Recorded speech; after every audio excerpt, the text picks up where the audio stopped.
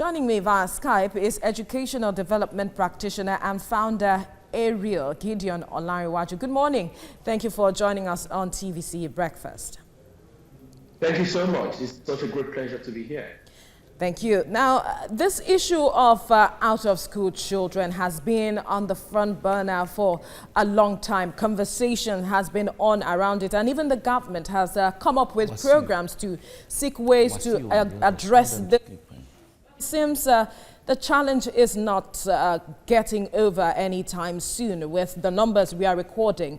What really is the issue? What are we not getting right? Okay, thank you so much for that question. I think since the adoption of the Sustainable Development Goals in 2015, Nigeria, as one of many developing countries, are still trying to get right the idea of transitioning from just enrolling students in school to ensuring quality educational outcomes for children. And not only do we have that at hand, which is about ensuring that children are actually in school and are learning, which are what education professionals across the world are saying. It's about the fact that despite the fact that conversation is about quality, there is still the question of access in Nigeria.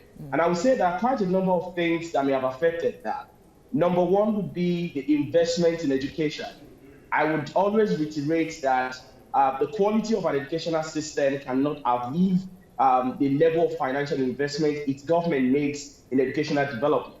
A lot of people will argue, but you will see from statistics that there is inadequate budgetary allocation to education in Nigeria. If you do the analysis over the last few years, you will see that the country has not been doing the due diligence in ensuring that there is maximum or massive financial investment in education. I think that is one basic thing that we need to get right as a nation. That's the first one. The second one would be that we are yet to understand how we can leverage on innovative approaches to combating the menace of out-of-school children. For example, there are countries both in the global south and in the global north who have devised low-cost innovative strategies. And a huge example would be the street schools methodology from Ethiopia, which is some sort of an accelerated education program devoted to ensuring that children who are overaged or disadvantaged in one way or the other can be given opportunity to learn. One thing that I think still serves as a problem will be the level of partnership between the government and civil society organizations. We have a lot of young individuals who are leading non-profit initiatives for education, as well as very big civil society organizations who are also devoted to ensuring access to education. And they're doing pretty fine.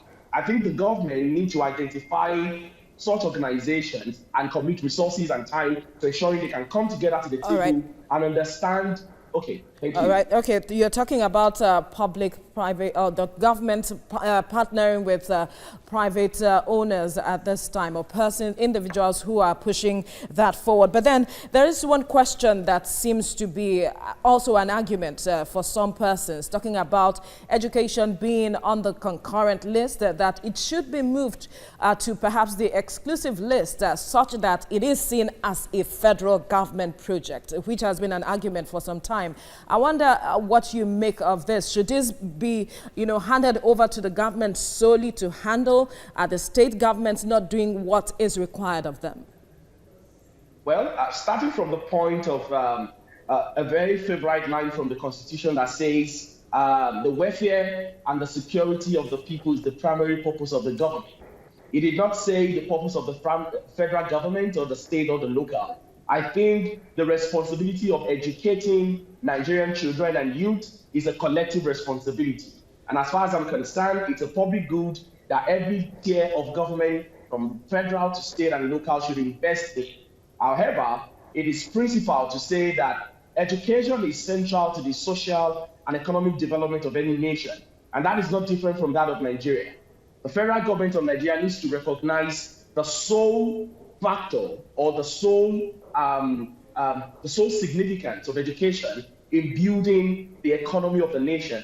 And in so doing, they would be motivated to commit more resources in ensuring that that is not just a local or a state responsibility, or more like a federal responsibility. And that is why it is very needful that there is increase in budgetary allocation to education.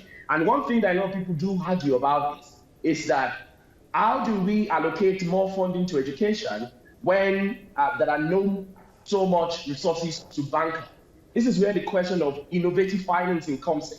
There are lots of sources that I believe that the government can leverage on to ensure that they can adequately finance educational development in Nigeria. So if you ask me, I do not think it is IMAC for only the federal government. It should be across, but I think more responsibility should be devoted and dedicated to the federal government to ensure that you mentioned something that I would like for you to expatiate on, talking about what this is costing us. Do we understand it, and what does this portend for the future of the country? Okay, thank you so much. I think one critical thing would be that the provision of quality education cannot be financially quantified.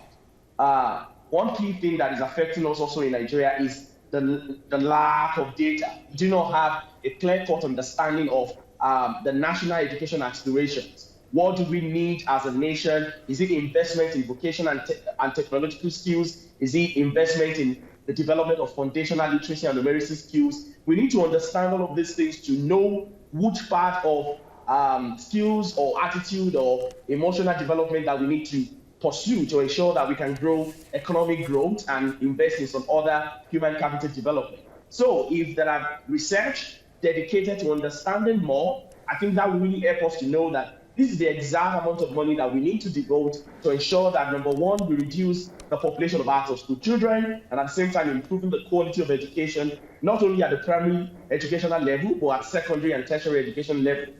There is an huge disagreement within financiers and educational development experts, and that is because they believe that investment in education sometimes is long-term. They call it the rate of return on education. And I think that they need to understand that whether we like it or not, you cannot deviate from the fact that education is central to development. Whether the returns will be long-term, we need to get to it right away. Thank you. Gideon Olariwaju, thank you so much for your time on the Breakfast Show this morning. Awesome.